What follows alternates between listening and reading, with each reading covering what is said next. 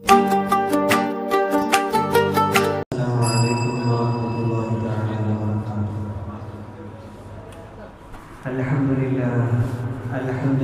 Rabbil Alamin.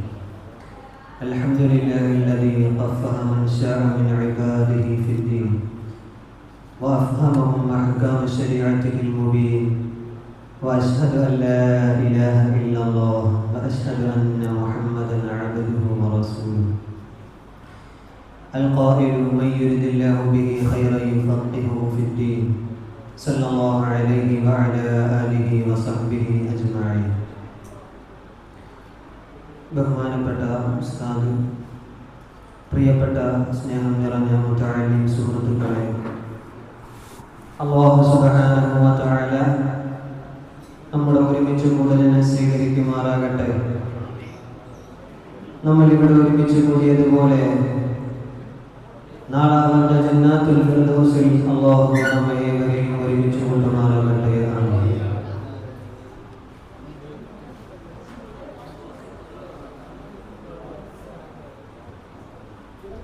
ഇസ്ലാമിക വിജ്ഞാന ശാഖകളിൽ ഏറ്റവും മനോഹരവുമായ 3 മേഖലകളാണ് ഖുർആൻ, വ്യാഖ്യാനമായ തഫ്സീർ, പ്രവാചക വചനങ്ങളായ ഹദീസും കർമ്മശാസ്ത്രമായ ഫിഖ്ഹും. ഇവ 3 പരസ്പരം ബന്ധപ്പെട്ടിരിക്കുന്നു. എന്നാൽ നാം ജീവിക്കുന്ന ഈ പ്രായോഗിക ലോകത്ത് ഒരു മുസ്ലിമിന്റെ പ്രഭാതം മുതൽ പ്രദോഷം വരെയുള്ള ജീവിതത്തെ നിയന്ത്രിക്കാൻ ഫിഖ്ഹിന് സവിശേഷവും അത്യാവശ്യവുമായ ഒരു സ്ഥാനമുണ്ട്. ഫിഖ്ഹ് എന്നാൽ ഭാഷാപരമായി കൃത്യമായ ഗ്രഹിക്കൽ അല്ലെങ്കിൽ ആഴത്തിൽ മനസ്സിലാക്കൽ എന്നാണ് അർത്ഥം. ഇസ്ലാമിക ശരീഅത്തിന്റെ വിധികൾ, അതിന്റെ പ്രമാണങ്ങളിൽ ഖുർആൻ, ഹദീസ് എന്നിവ കൃത്യമായി വേർതിരിച്ചെടുത്ത് പഠിക്കുന്ന ശാഖയാണിത്. ഒരു മുസ്ലിമിന് തന്റെ ജീവിതത്തിലെ ഇബാദത്തുകളും മുആമലാത്തുകളും അല്ലാഹു കൽപ്പിച്ച രീതിയിൽ ശരിയായി കൊണ്ടുപോകാൻ ഫിഖ്ഹ് പഠിച്ചേ തീരൂ. അതുകൊണ്ട് വിജ്ഞാനങ്ങളിൽ വെച്ച് ഏറ്റവും ഇത് ഉത്തമമാകുന്നു. ദീനീ വിജ്ഞാനം നേടുന്നതിനും ജനങ്ങൾക്ക് കാര്യങ്ങൾ വിശദീകരിച്ചു കൊടുക്കുന്നതിനും ഫിഖ്ഹിനുള്ള കാര്യങ്ങൾ ആഴത്തിൽ ഗ്രഹിക്കുന്നതിനുള്ള പ്രാധാന്യം അല്ലാഹു സുബ്ഹാനഹു വ തആല ഖുർആനിൽ തന്നെ വ്യക്തമാക്കുന്നുണ്ട്.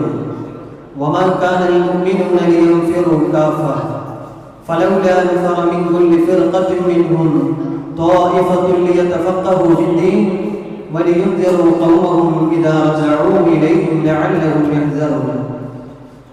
സത്യവിശ്വാസികൾ ഒട്ടാകെ യുദ്ധത്തിന് പുറപ്പെടാവതല്ല, എന്നാൽ അവരിൽ നിന്നുള്ള ഒരു സംഘം ദീനീ വിജ്ഞാനം, ദീനിൽ ആഴത്തിൽ ജ്ഞാനം, ഫിഖ്ഹ് നേടുന്നതിനും തങ്ങളുടെ ആളുകൾ യുദ്ധരംഗത്ത് നിന്ന് മടങ്ങി വന്നാൽ അവർക്ക് താക്കീത് നൽകുന്നതിനും പുറപ്പെടേണ്ടതില്ലേ? എന്തിനു വേണ്ടിയാണ്? സൂക്ഷ്മത പാലിക്കാൻ വേണ്ടിയാണ്. പ്രിയപ്പെട്ടവരെ, തഫ്സീർ എന്നത് അല്ലാഹുവിന്റെ കലാമിനെ മനസ്സിലാക്കാനുള്ളതാണ്. ഹദീസ് എന്നത് പ്രവാചകന്റെ ചര്യകളെ അറിയാനുള്ളതാണ്. എന്നാൽ ഈ അറിവുകളെല്ലാം നമ്മുടെ ജീവിതത്തിൽ, നമ്മുടെ നിത്യജീവിതത്തിൽ എങ്ങനെ പകർത്തണമെന്ന് പറഞ്ഞു തരുന്ന ഒരു ശാസ്ത്രമാണ് ഫിഖ്ഹ് എന്നത്. ഒരു മെഡിക്കൽ ഉദാഹരണം ഞാൻ പറഞ്ഞു തരാം. ഖുർആനും ഹദീസും ഒരു മെഡിക്കൽ ലബോറട്ടറിയോ ഫാർമസിയോ ആണെങ്കിൽ അവിടെ എല്ലാ മരുന്നുകളുമുണ്ട്, എല്ലാ രോഗങ്ങൾക്കുള്ള മൂലകങ്ങളുമുണ്ട്. എന്നാൽ ആ ലബോറട്ടറിയിൽ കയറി ഒരു സാധാരണക്കാരന് ഏത് മരുന്ന് എത്ര അളവിൽ എപ്പോൾ കഴിക്കണമെന്ന് സ്വയം തീരുമാനിക്കാൻ കഴിയുമോ? ഇല്ല. അവിടെയാണ് ഒരു ഡോക്ടറുടെ പ്രസക്തി. ആ ഡോക്ടറുടെ പണിയാണ് ഫിഖ്ഹ് ചെയ്യുന്നത്. അതേപോലെയാണ് നമ്മുടെ മഹാന്മാരായ ഇമാമിങ്ങൾ ഖുർആനിൽ നിന്നും ഹദീസിൽ നിന്നും സാധാരണക്കാർക്ക് അനുയോജ്യമായ രീതിയിൽ നിയമങ്ങൾ എടുത്ത് ഗവേഷണം ചെയ്ത് ഇസ്തിൻബാത്ത് ചെയ്ത് നമുക്ക് തരുന്നത്.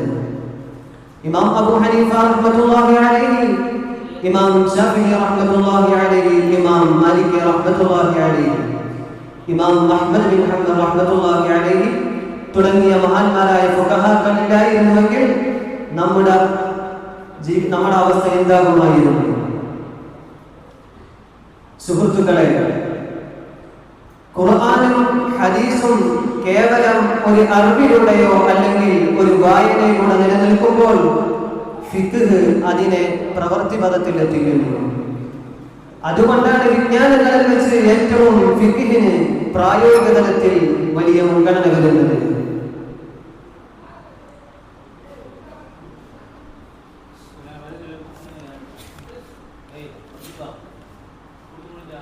നമുക്ക് ചുറ്റും ഒരുപാട് ഹദീസുകൾ കാണാൻ അറിയാവുന്ന ആളുകൾ ഉണ്ടാവാം, ഖുർആൻ മനഃപ്പാഠമാക്കി നടക്കുന്ന ആളുകൾ ഉണ്ടാവാം. എന്നാൽ ഫിഖ് അറിഞ്ഞില്ലെങ്കിൽ ജീവിതത്തിൽ വലിയ അബദ്ധം വരെ സംഭവിക്കും. ഒരു ഉദാഹരണത്തിന്, ഒരാൾക്ക് ഹദീസുകൾ കാണാതെ അറിയാം, എന്നാൽ നിസ്കാരത്തിൽ ഒരു അബദ്ധം വന്നാൽ, ഒരു മറവി വന്നാൽ എന്ത് ചെയ്യണമെന്ന് ഫിഖിലൂടെ മാത്രമാണ് കൃത്യമായി മനസ്സിലാക്കാൻ സാധിക്കൂ.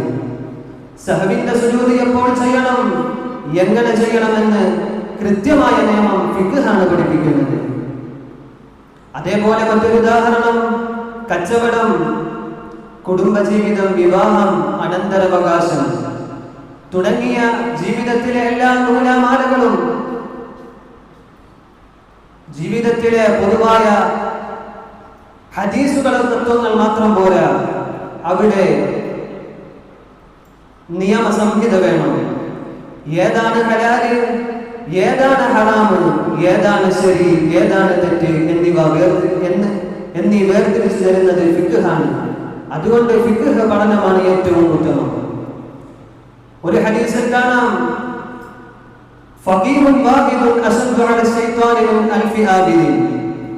ഫഖീഹുൻ വാഹിദുൻ, ആഴത്തിൽ അറിവുള്ള ഒരൊറ്റ ഫഖീഹ്, അശദ്ദു അല ശൈത്വാൻ, പിശാചിന്റെ മേൽ കൂടുതൽ കഠിനമുള്ളവനാണ്.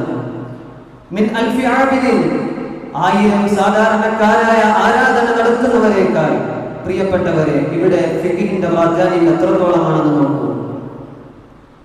അറിവില്ലാതെ കേവലം 1000 ആളുകളെ വഴിപിഴപ്പിക്കുന്നതിനേക്കാൾ ശൈത്താന് പ്രയാസം ഫിഖുള്ള, ശരിയായ ഫിഖുള്ള ഒരൊറ്റ പണ്ഡിതനെ വഴിപിഴപ്പിക്കാനാണ്. കാരണം ഒരു ഫഖീഹിന് ശൈത്താന്റെ തന്ത്രങ്ങളെ അറിവുകൊണ്ട് ചേർക്കാൻ സാധിക്കും. അതുകൊണ്ട് ഇബാദത്തിനേക്കാൾ നാം മുൻഗണന നൽകേണ്ടത് ദീനി വിജ്ഞാനം നേടുന്നതിനായിരിക്കണം, ഫിഖ് പഠിക്കുന്നതിനായിരിക്കണം. അതേപോലെ തന്നെ, അതായത് ആരാധനകൾ ശരിയാവാൻ നമ്മൾ എത്ര വലിയ ആത്മാർത്ഥതയോടെ നിസ്കരിച്ചാലും നോമ്പെടുത്താലും അതിന്റെ അർക്കാനുകൾ, നിയമങ്ങൾ, ബാത്തിലാകുന്ന കാര്യങ്ങൾ അറിയില്ലെങ്കിൽ ആ ആരാധനകൾ കൊണ്ട് അല്ലാഹുവിന്റെ അടുക്കൽ സ്വീകരിക്കപ്പെടുകയില്ല. ജീവിതത്തിലെ ഏതാണ് അനുവദിക്കപ്പെട്ടത്, ഏതാണ് വിലക്കപ്പെട്ടതെന്ന് വേർതിരിച്ചു തരുന്നത് ഫിഖാണ്. ഫിഖ് പഠനമാണ് ഏറ്റവും ഉത്തമം. ചുരുക്കത്തിൽ അല്ലാഹു സുബ്ഹാനഹു വ തആല നമ്മുടെ അല്ലാഹുവിനെ ഭയപ്പെട്ട് ജീവിക്കാനും ജീവിതത്തിലെ ആരാധനകൾ, ഇബാദത്തുകൾ ശരിയായി കൊണ്ടുവരാനും രീതിയിലാക്കാനും ഫിഖ് പഠനമാണ് ഏറ്റവും ഉത്തമം. അല്ലാഹു സുബ്ഹാനഹു വ തആല ശരിയായ ഫിഖും ആഴത്തിൽ അറിവും വിവേകവും നൽകി അല്ലാഹു നമുക്ക് അനുഗ്രഹിക്കട്ടെ എന്ന ദുആ വസിയത്തോടു കൂടി വആഖിറു ദഅവാനാ അൽഹംദുലില്ലാഹി റബ്ബിൽ ആലമീൻ. അസ്സലാമു അലൈക്കും വറഹ്മത്തുള്ളാഹി തആല വബറകാതുഹു.